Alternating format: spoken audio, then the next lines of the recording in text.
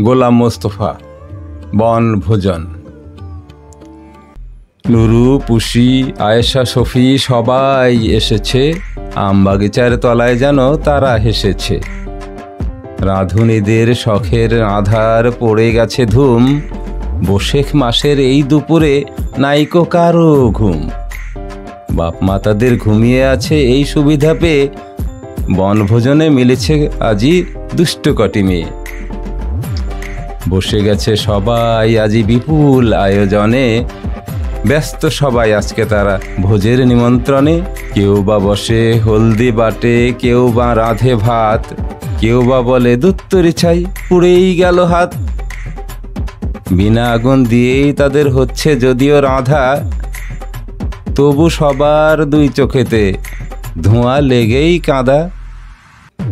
কোরমা পোলাও কেউ বা রাঁধে, কেউ বা চাখে নুন, অকারণে বারে বারে হেসেই বা কেউ খুন। রান্না তাদের শেষ হলো যেই গিন্নি হলো নুরু, এক লাইনে বসে সবাই করলো খাওয়া শুরু।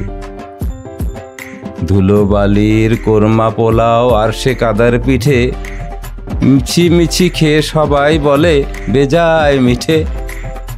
এমন সময় হঠাৎ আমি যেই পড়েছি এসে, পালিয়ে গেল দুষ্টুরা সব খিলখিলিয়ে হেসে।